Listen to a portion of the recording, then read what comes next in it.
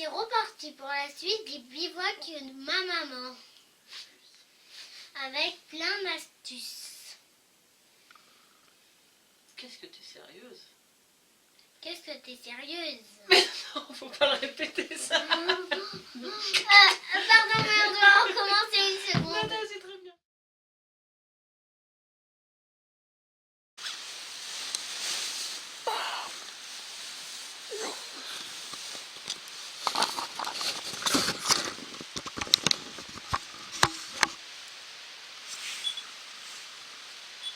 Coucou. Coucou.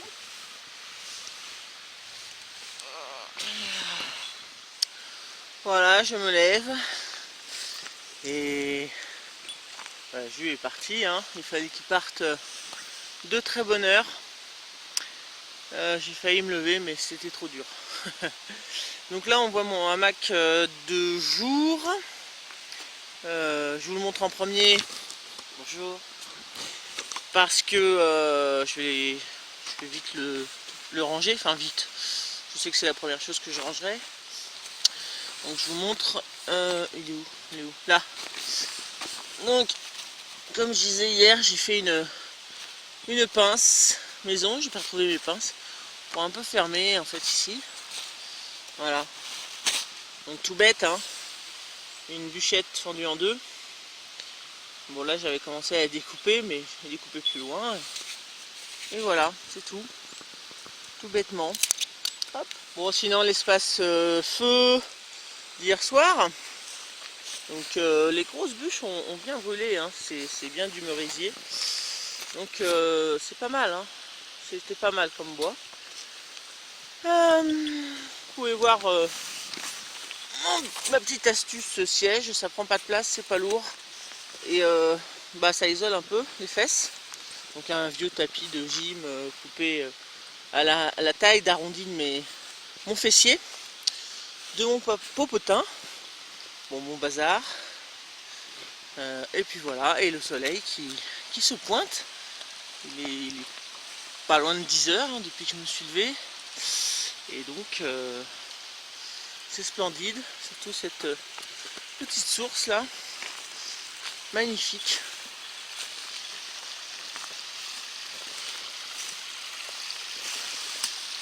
C'est super, ça fait des petites vasques là, vraiment beau.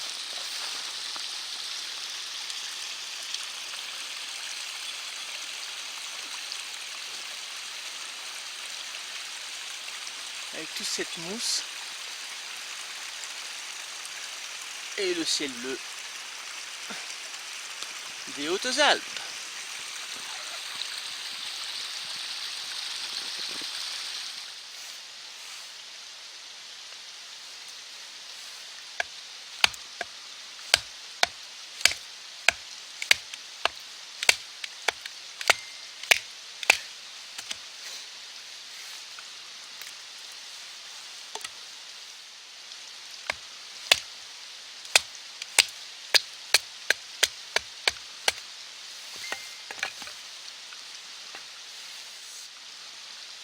Donc hein, le fendre le plus fin possible, c'est vraiment bien sec à l'intérieur. Donc ça, il n'y a pas de souci.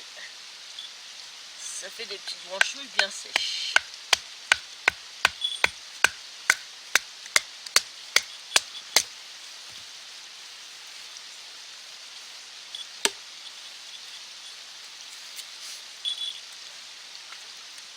Donc là j'ai vu un peu fumer, j'ai soufflé et il y a une belle braise là, bien rougeoyante par là.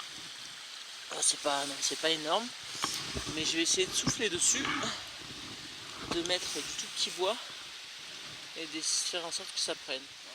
En dessous là.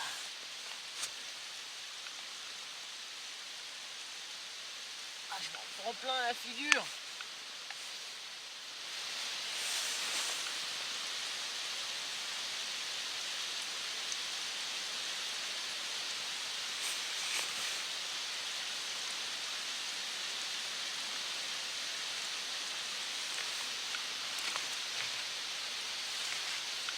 Voilà. Comme on retrouver une petite flamme. Mais bon, j'ai pas fait assez de petits hérissons. Il faudrait que j'en fasse plein.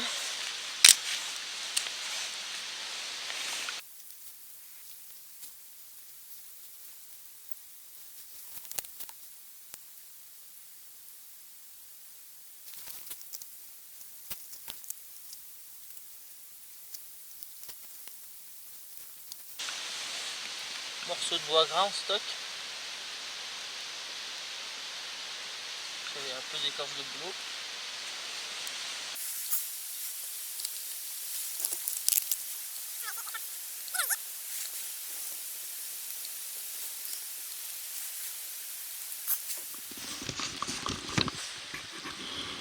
Allez, c'est parti.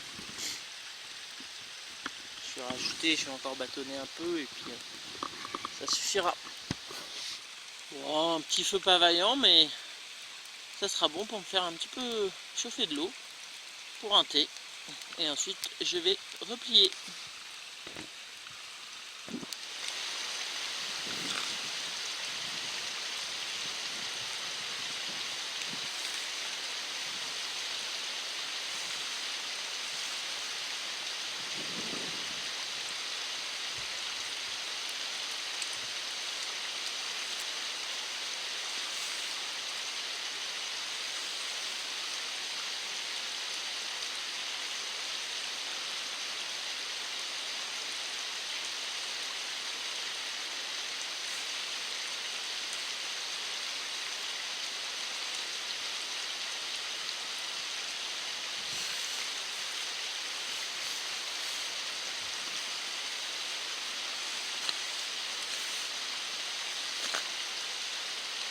Coucou.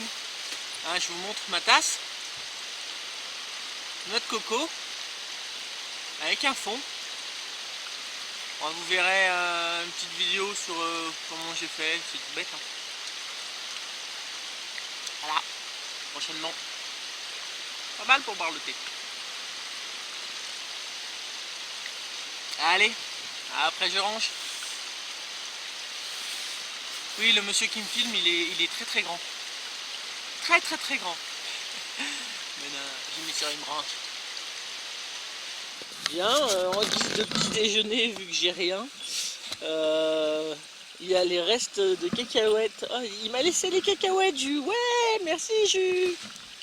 Et puis j'avais des petits gâteaux apéro et du chocolat noir. Et donc je mélange tout, ça fait un sucré salé. On dirait un peu un sneakers. Hein? T'aimerais bien en manger, toi? Ça se mange. Ça me donne des forces pour ranger. Vous savez que j'étais saugrenu. Bon, je vous montre ma dernière idée. Au menu, chocolat fondu, cacahuètes.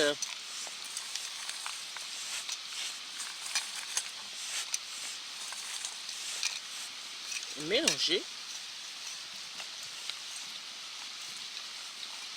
Et manger directement à la petite cuillère. Et bah, franchement, je vous dirai ça tout à l'heure. Eh, franchement,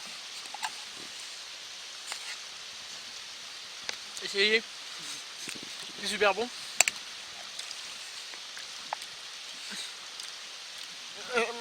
Si vous avez déjà vu ça ailleurs, dites-le moi, mais moi jamais. Franchement, c'est bien calorique. Hein. Je pense que je vais avoir la pêche pour ranger mes affaires. Bon bah finalement merci juste d'avoir laissé les cacahuètes. J'aurais aimé une petite banane aussi, mais voilà, j'ai au moins eu les cacahuètes. Bon allez, je vais ranger. Système d'attache de la ficelle pour le tarp. Donc moi je fais souvent un mix. J'ai 4-5 sardines. Et là l'épaisseur de la neige était trop importante. Donc bâton, tout simplement. Oui madame, exactement. Hein? Il faut prendre ce que la nature nous offre. Et sinon, le reste, c'était sardine. J'avais réussi à enfoncer quand même assez fort. Voilà. Alors avant que j'oublie et que je le range, donc mon thermomètre me dit 5,1. Là il fait 1. Au plus chaud il a fait 2. Et je vous rappelle qu'il est trop gentil. Donc je pense qu'on a eu pas loin d'un petit -6. Parce que celui-là, en mini, il me dit -5,5. Ouais, il était contre l'arbre. Bon, pas loin d'un -6 quand même. Donc le hamac en -6, faut oublier. Ah tiens, en parlant de hamac, système dont j'ai sûrement déjà parlé, mais des petits mousquetons sur le Prusik. D'accord, hein, ça, c'est vite fait. Et c'est pratique. Pareil, tout à l'heure je parlais des attaches. Ne pas hésiter à utiliser, moi j'ai utilisé ces petits arbustes là pour attacher. N'est-ce pas? Voilà, j'ai encore dormi avec le sursac, mais il était mal mis. Et en fait, le fait que la toile soit collée au hamac, je pense que j'ai senti plus le froid comme ça en fait. Donc c'était pas une bonne idée peut-être. Et puis il était trop tendu, donc j'étais trop en mode soucoupe volante, mais vraiment tendu. Donc les bords me revenaient trop sur les côtés. Donc je pense aussi qu'en mode froid, il faut pas trop le temps. Maintenant, je sais pas, je vais peut-être essayer une prochaine fois. Je sais pas si j'aurai ces températures là. Mais voilà, c'est des petits trucs que je me dis. J'ai l'impression que c'est ça. Oh, je vous montrerai le paysage après. Là, cette roche là-haut là. Oh là là. Cosco, c'est beau. Ah, le vent se relève. Hein, comme on peut voir sur ma bâche. Donc je vais me grouiller.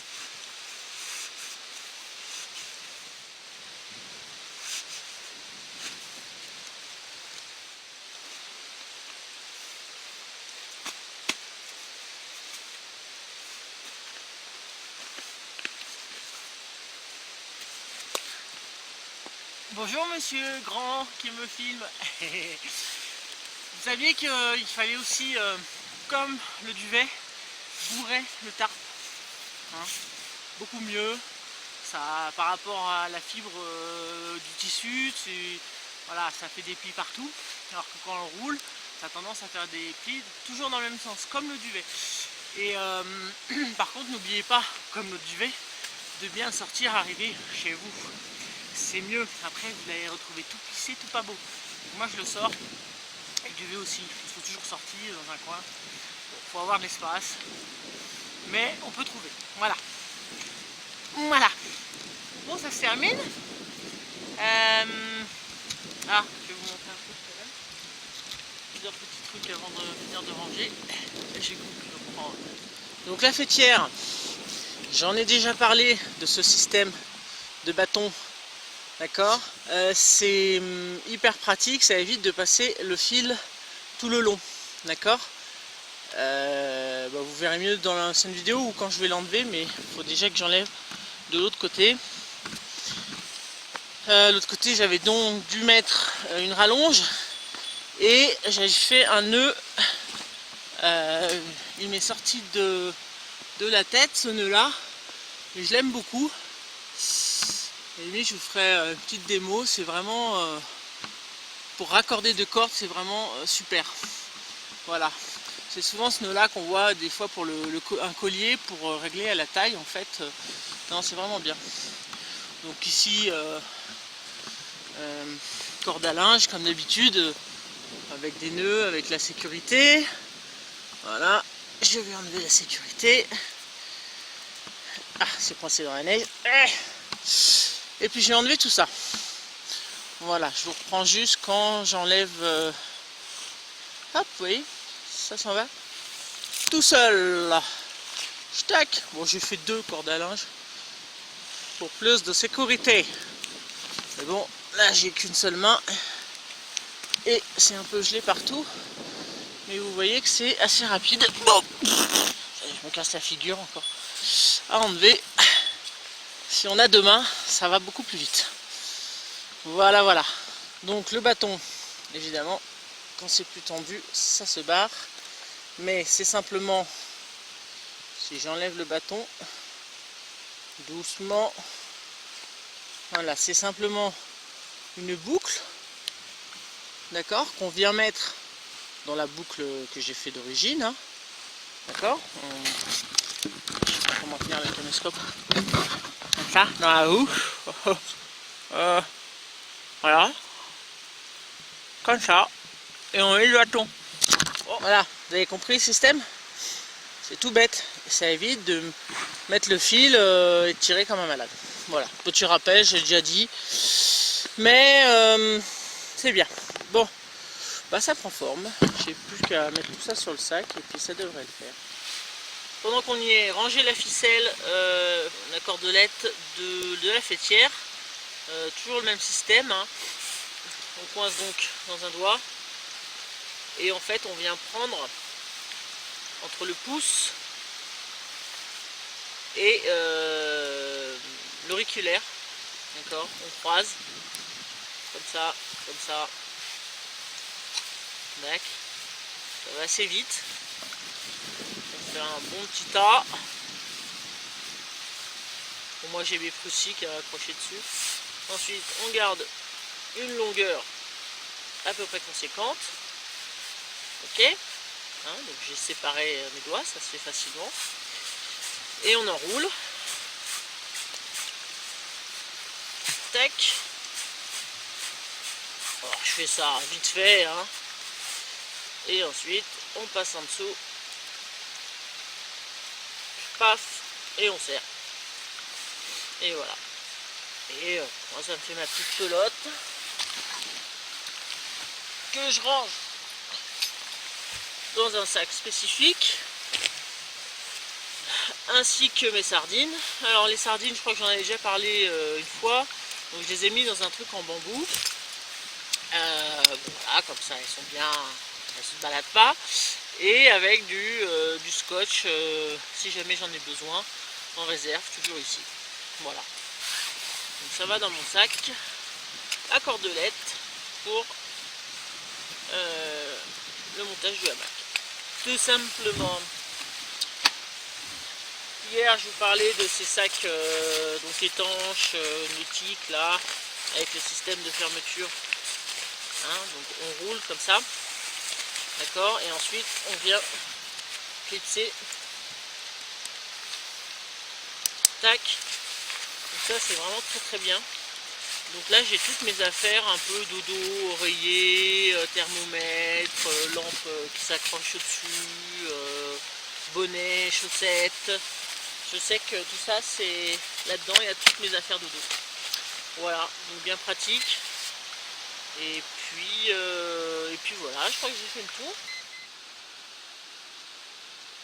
Indiana est impatiente. Parce que je l'empêche d'aller se promener le matin pour être sûr qu'elle soit là au moment du départ. Bon bah voilà, sac prêt. Feu éteint, voilà, recouvert vaguement par de la terre. Hein. Ce sac là, c'est que mon duvet. Il va falloir vraiment que j'investisse dans un duvet plus petit parce que ça me prend la tête. Hein, il pourrait tenir au-dessus, machin, mais ça ferait vraiment trop haut. Et voilà, là il y a mon tapis de sol, mon tarp sur sac. Et puis voilà, je sais pas. Franchement, j'ai tout utilisé ce qu'il y a dans ce sac. Tout, sans exception. Et avec la bouffe, je suis parti à 18 kg. Sans ça. Donc si j'avais mis ça au-dessus, ça ferait 20 kg. Voilà. Pas rien, hein. Mais ça c'est en hiver en fait. Faut pas se leurrer, en hiver on est beaucoup plus chargé. Déjà en fringues, etc. Bon, et ben je vais repartir. Je vais vous montrer quand même le torrent avec le beau paysage là-bas. Et sous le soleil, parce qu'hier il n'y avait pas de soleil. Donc c'est parti moi kiki.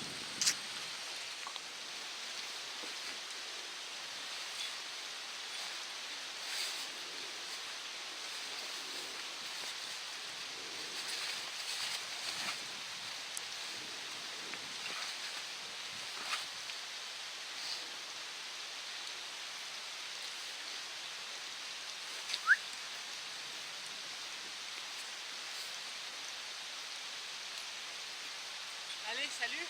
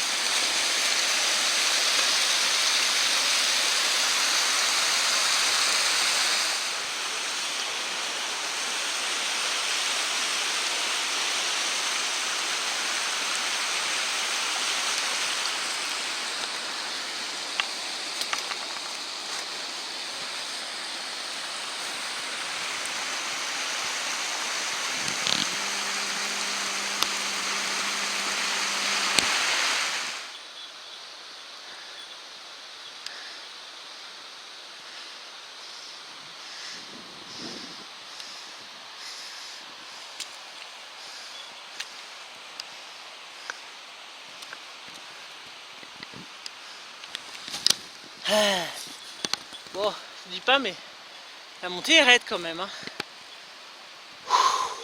Mais bon, ça va, c'est pas trop long. On peut voir là, dans cet endroit un peu plus ombragé qu'il est tombé une bonne petite couche. Hein, parce qu'on est hier quand on est passé, il n'y avait pas autant de neige. Hein. Donc ça craque sous les pieds. C'est beau, ce son, j'adore. Voilà, super joli. Ça y est, c'est le haut de la montée. Ah, j'en peux plus. J'en peux plus. Ah, souffrance. Ça y est, c'est la route. La civilisation. Et donc on peut admirer le massif bien enneigé. C'est superbe. Magnifique. Donc ma tuture est toujours là. Super. Ah. Bah, je peux vous dire que je suis bien content d'être arrivé. Wow. Allez, c'est parti pour un petit cours sur le nœud double donc du pêcheur. Donc c'est un nœud du pêcheur x2. Donc première méthode la plus simple. Alors je sais pas si c'est un vrai nœud du pêcheur, mais c'est simplement faire un nœud simple sur la première corde. D'accord. Voilà, un nœud simple. Un deuxième nœud simple. Ceci dit, quand on n'a rien d'autre, ça peut être pratique, quoi. Enfin, ça, tout le monde sait le faire. Et donc, on tire, on rassemble les deux nœuds, et ça m'a l'air quand même assez costaud. D'accord. Ça, c'est la première façon. Pour l'enlever, on desserre, et on enlève. Dac. Tsou. Donc, ça, c'est quand on n'a pas le temps, et quand on ne sait pas faire le deuxième, je pense, hein. Parce que moi j'ai vu quand même pas mal de petits tutos avec la deuxième explication. Alors c'est déjà un petit peu plus compliqué, j'ai eu du mal à l'enregistrer. Donc on croise, donc hein, ils sont l'un à côté de l'autre, on croise, je passe en dessous et je recroise au dessus. Ok, ça a bougé, je vais peut-être pas laisser assez de corde, comme ça. Ensuite je repasse en dessous, je vais rejoindre mon morceau là et j'essaye de faire une sorte de boucle ici. Ici aussi, je passe sous les deux. Voilà. Tac. Et je tire. Donc là, on voit qu'il est réussi parce que il y a une croix d'un côté et c'est deux beaux traits de l'autre côté. Voilà. Et là, donc, le fil ici, il bouge. Donc on va refaire la même chose là. Bon, j'ai été coupé par Lily. Donc pour le deuxième, c'est pareil. On croise. On croise. On passe en dessous. Voilà. On refait comme si on entourait en fait celui qu'on vient de faire. On vient rejoindre. Et une fois que c'est rejoint, on passe en dessous. Je claque et je tire. Hop là. Voilà. C'est bon aussi. Il y a les deux. Il y a la croix. Et rebelote. On tire. Et là, c'est beaucoup plus... ça fait du bruit mon bébé. C'est beaucoup plus net. Beaucoup plus propre, beaucoup plus plat on va dire. Voilà. Donc je m'entraîne avec celui-là. Au fur et à mesure, j'y arrive pas mal. Voilà, ça peut servir, c'est pratique et je l'aime bien. Allez, terminé.